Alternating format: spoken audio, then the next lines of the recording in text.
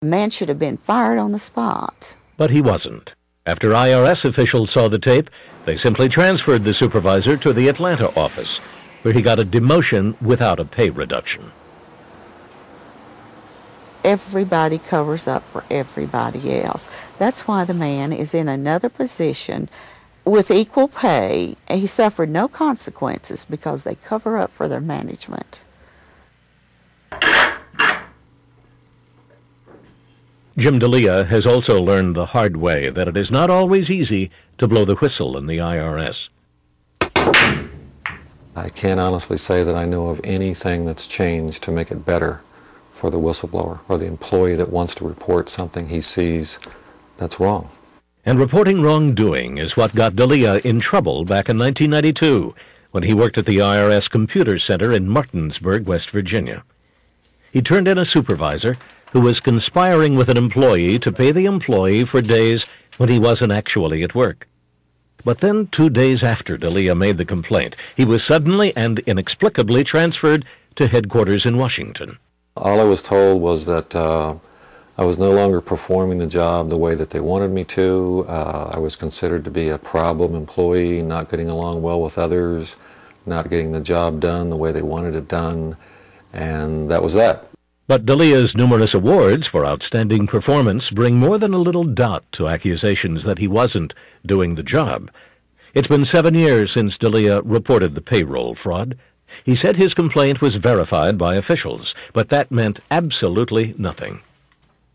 To this date, nothing has been done about that information that was given to IRS as far as having this employee reimburse IRS for the money that he was paid.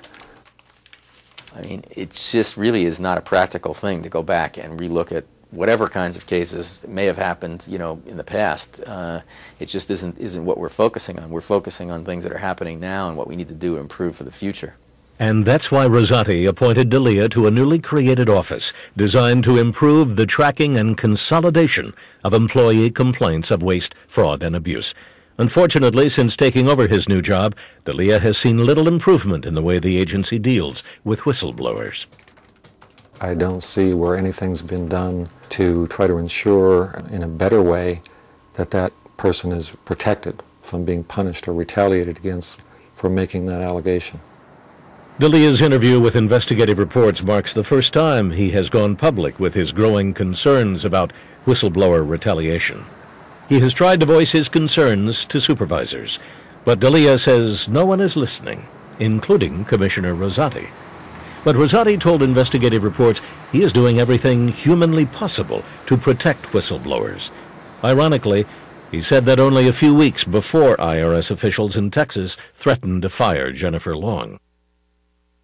With respect to employees who may have testified or who may have reported wrongdoing, we have done everything that I think it's possible for us to do to make it clear that those employees should be treated fairly and exactly in the same manner as every other employee.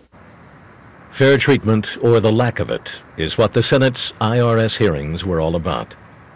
Witness after witness described an agency ripe with abuse of power. Yet even Eric Thorson admits that the changes prompted by the hearings simply came too late for many taxpayers. There was a guy called and he said, my wife's in intensive care. Our baby is very sick as well. He said, they're going to seize my house tomorrow. He says, can you please help me? And I had to say to him, I have no such power. And he was crying and he thanked me for my time and hung up. I've never forgotten that.